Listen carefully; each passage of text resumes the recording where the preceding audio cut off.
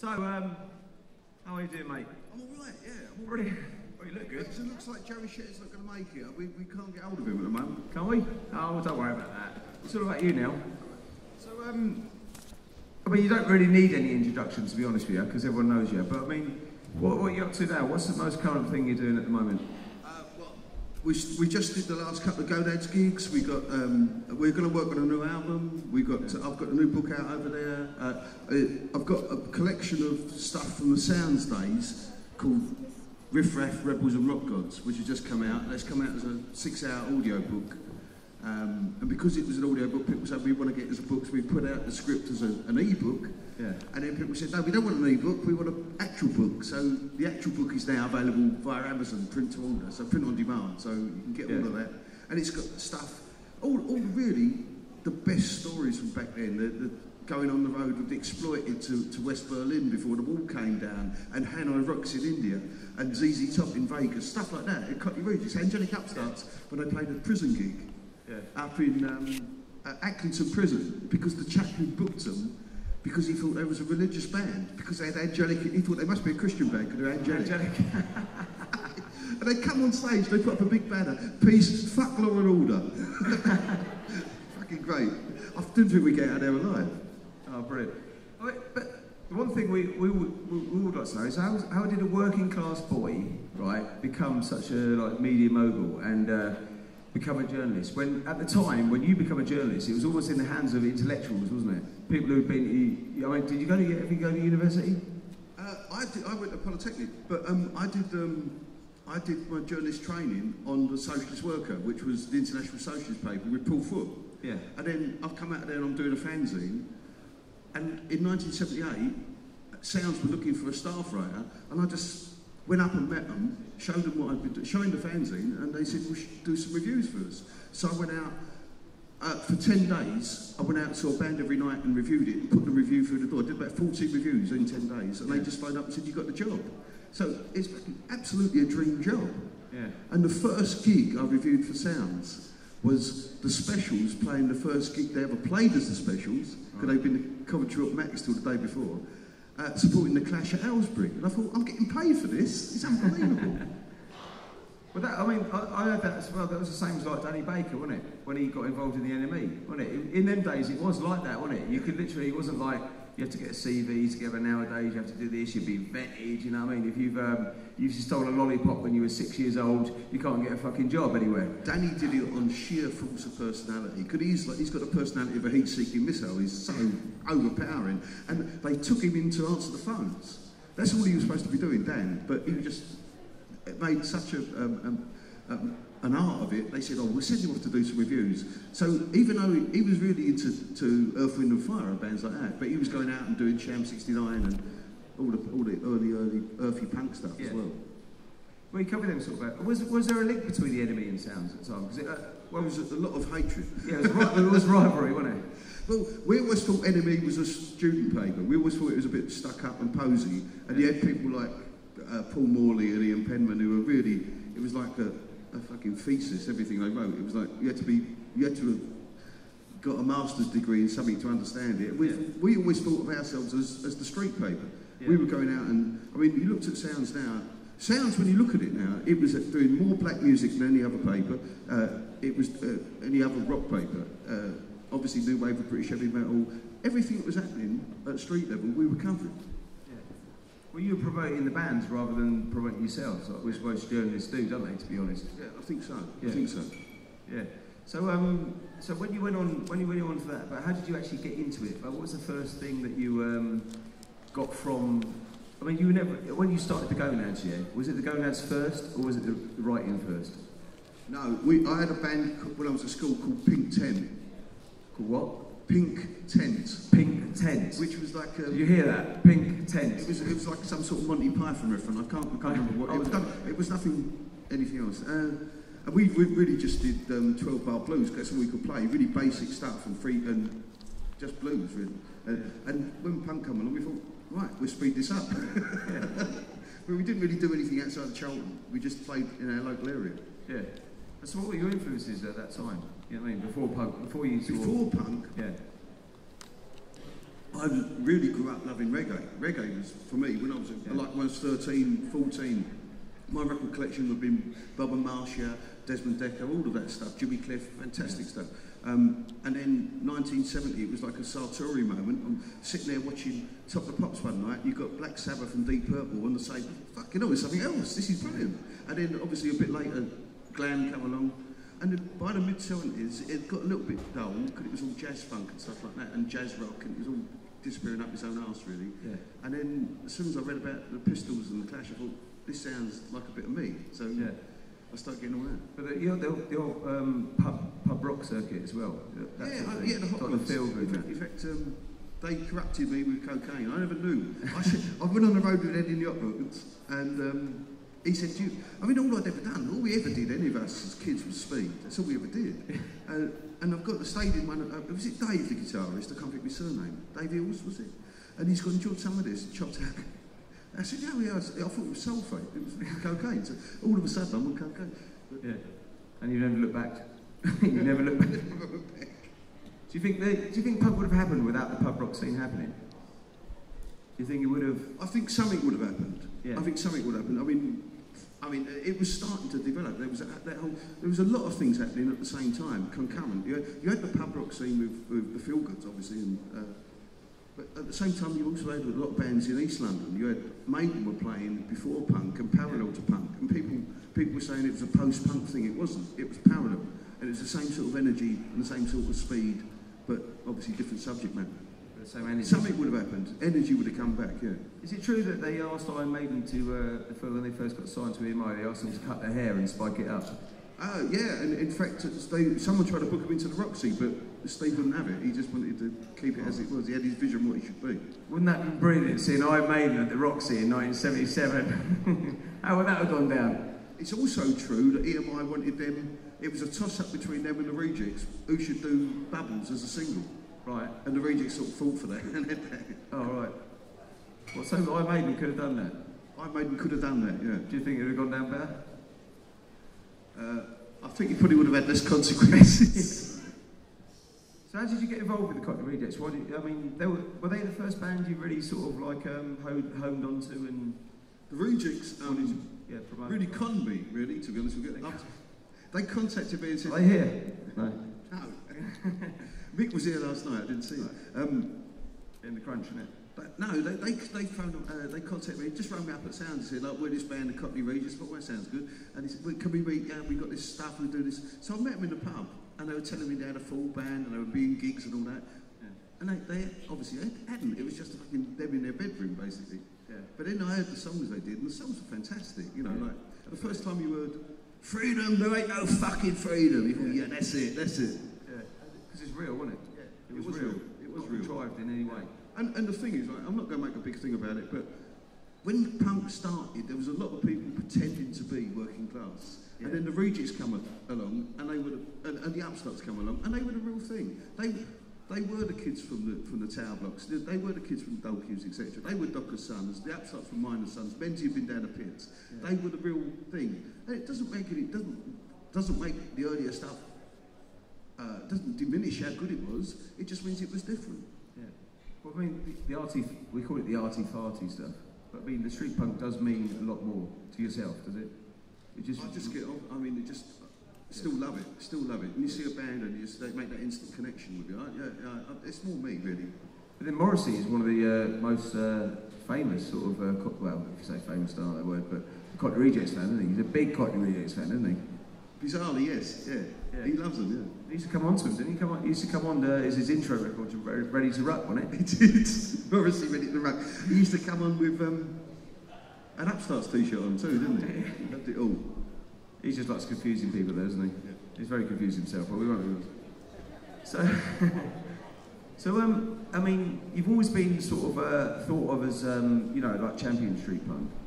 And almost sometimes unfairly dividing punk, right? And that is not true at all, is it? I think there were changes in punk, and it was going different ways. And the only reason I called it Oi was I thought it was something new. I thought it was a development. If you go back and look at those old issues, it was like, real punk. It was called for a little while. But I just thought it is something different, and even musically it was something different because they had the big terrace sing-along choruses. It was a bit more gutsy. It was just a different sound, and it meant something different as well, I think. Absolutely. I mean, the sincerity and the passion is there, isn't it? And also the football thing. You know what I mean? I mean, football was, especially when I grew up, football and music was hand in hand. You know what I mean? Sometimes you get a lot of snobs in music, don't you? You know, they think if it's more intelligent, it must be better, right? But what is intelligence? How would you describe intelligence? That's a good question, isn't it? I'll come back to you when I think it out. Anyway, so when you actually started working at Sounds, it was it already an established magazine when you started working on it? Yeah, Sounds has been going for quite a time, yeah. And the editor was Alan Lewis, who'd been a mod, and it was a really good bunch of guys. I mean, it was a real good feel up there, and there was no real arseholes, apart from the ones I brought up. Yeah. There was a few at the end of me, weren't there? See, I liked Tony Parsons. I always thought Parsons was a great writer, a really good writer. Julie Burgell, I like her as a person, but she was never really into punk at all. She hated punk. Right. She liked the shock of it. She liked the outrage of it. She didn't really like the music. But I think the difference was Tony loved the music. I loved the music. It was fantastic. Well, that always came across. You weren't a journalist writing about bands. You were a fan of bands that you liked to write about. Yeah. Yes. Yeah. Yeah. So I always wanted the bands to shine. I didn't want it to be about me. Yeah. I wanted it to be about them and represent exactly what they were about. Yeah. And I've really got annoyed on their behalf. I got annoyed when the enemy said punk was dead. Because it's not fucking dead. You could go out and you could see, I just said this about half an hour ago, but you could see the Ruts one night, you could see the Members, you could see the Skids, you could see the UK Subs. It was thriving, it was fantastic. And they were saying, no, it's all gone. No, it hasn't gone. Yeah. Is that where the Exploited got the phrase punk's not dead? It's almost like a phrase, isn't it? Punk's not dead. Yeah. You know, and of course it's not dead. I mean, they said that in 1981, and what is it now, 2014? Well, there it is, it's still going. Fantastic. Yeah. So where did the Melody Maker fit in? Carol Clark, I don't know if you remember the Melody Maker, but Carol Clark was good. She used to write about a lot of young bands. She was, but Melody Maker beforehand, it was really like the Telegraph. You know what I mean? It was like the old man's paper. Yeah. Did you get involved in their magazines? Because people don't realise, at the time there was like magazines like Smash Hits and all that sort of stuff, but there was an actual like punk. What was it called? There was like a glamour sort of Punk's Not Dead magazine that came out almost like a pop magazine, wasn't it? I did a magazine called Punk's Not Dead, and then Alf Martin produced something called Punk Lives, which was a gossip, which a little bit later, and he did quite a few issues of that, and I think Bev Elliott and people like that were writing for it. Yeah. But Punk's Not Dead was the thing I did. I don't know, 82, something like that. Yeah, and they're probably worth loads of money now if you had them. But the trouble was, when we were kids, we just cut them up, didn't we? Put posters on the wall. Yeah. And Zigzag, remember Zigzag? Zigzag, yeah, well, that's been about for a long time. Yeah, that was before. Yeah. That was before. Yeah, that was. So what you do now? You do now the stuff you're writing now and the magazine you're writing now. What we've done in a very small, we distributed some earlier. We just stuck some on the tables. We've launched a magazine called Street Sounds. Yeah. With no budget. We got no, it's just done, everyone doing it for goodwill basically, because people to see it. We're just trying to recreate. In some ways it's completely counterintuitive because everyone's saying it's got to be online now. No one's interested in actual publications. Yeah. But we thought, no, I'm of the generation that actually likes reading things. Yeah, so I thought, absolutely. Maybe there are other people who like reading things. So we got the Street Sounds. The current issue's got Lee Wilson on the front. Yeah. This is issue 8. So we've kept going so far, and we've had a few people advertising, which always helps. And the problem we've got, of course, is distribution. Yeah. Because you have, to get into the shops, you've got to give away so much. You've got to print so many, just ridiculous. Yeah. So at the moment, it's a lot of goodwill. It's a lot about the best place to buy it is off the website, but there are certain shops that are stocking it. We're just trying to create something that's a place to read about bands that we love. Yeah, to find out about them. And what's the website called? Oh, God. It's something like I think it's streetsoundsonline.co.uk. Oh, well, we know the phrase now. Google it. Google Street Sounds, you'll find it. You know what I mean?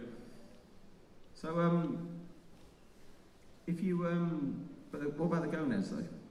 I mean, we played last night. No, you played Friday night, wasn't it? Played Friday night. Give away all their t-shirts. Yeah. We've got nothing to sell. You had another gig somewhere else, didn't you, last night? We got booked to play this place last night in Shropshire called Farmer Phil's Festival, which was great, lovely, nice people, etc. Yeah. Got down the front of the stage, it's all kids. So I'm thinking, I mean, like little kids. I can't do camp and fucking front of these. Every other word I'm turning away from the mic. It was all right, a good atmosphere, really nice vibe. I think Vice Squad played the night before. Oh, right. Yeah, I've heard the festival, yeah. Well, I mean, you played Rebellion a few times. What do you think about the Rebellion? Oh, was it only twice? Yeah. The last time must have been about 10 years ago then, I think we played in something like 2002. It's taken them this long to forget how bad we were. Oh. No one believes that, do they? Did anyone see the Gooners like Friday night? There's a few. Hands up. Hey, this young man. Were they good? They're brilliant. Definitely. Thank you. So are they going to...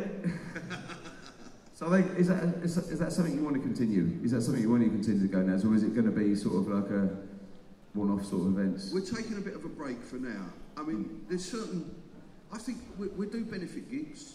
Yeah. We do festivals. We do things that are interesting. Yeah. But I just think, you get to a certain age, you think, do I really want to... You don't want to go 10 days playing in every pub and it's horrible over here, isn't it? In England, it's horrible. People treat you like shit when you're down there. You know, so we do things that are worth doing, basically, I think.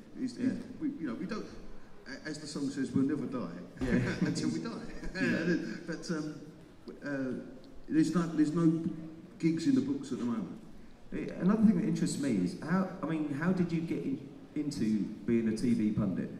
You know what I mean? How did you become a TV pundit? You know, talking about TV, Bushell on the box and all that.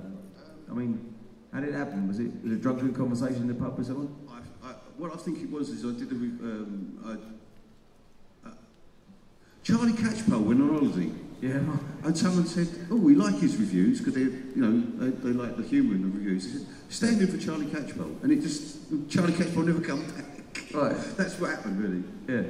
But how is it? How do you get on watching endless hours of soaps, and then having to write about them? I mean, I know you, and you're a geezer, right? So how the fuck do you watch that shit? Thank fuck for Sky Plus, basically. Really? Yeah. Sometimes you watch EastEnders, you think, Jesus Christ, I could watch 5 minutes at a time. I have to leave the room. It's probably the most unrealistic interpretation of EastEnders now, isn't it? It's nothing like what real Londoners are like. Nothing like it. That whole bulldog spirit, that keep smiling through, all of that. They don't get any of that. They don't get any of the way people are. And what these guys were saying earlier, the fact is that when you're in a miserable situation, your natural inclination is to make a joke of it. You look at real cops, real firemen, real soldiers, they've got the blackest sense of humour you could ever experience. And you don't often see that in TV dramas, because the people writing the TV dramas basically middle-class graduates who've never had the experience of that life at all. They're imagining what it might be like without bothering to research it by actually talking to the real people. Yeah, they're patronising by being that, aren't they? You know what I mean? Because they're saying that we can't laugh at ourselves. Yeah. Do you know what I mean? Exactly, yeah. That's the best way. Because if everyone was laughing rather than fighting, we'd be in a much better place, wouldn't it? Yeah. Absolutely. What's happening in Johnny Wawa's world? What? What's happening in your world? Well, I'm waiting to write the book, but I've got to, there'll be a lot of legal issues, believe me. And that'll be it. I was just like to say, I just like to open the floor up if you want a couple more questions. We've only got a few minutes left, yeah? Does anyone like to ask Garry a question?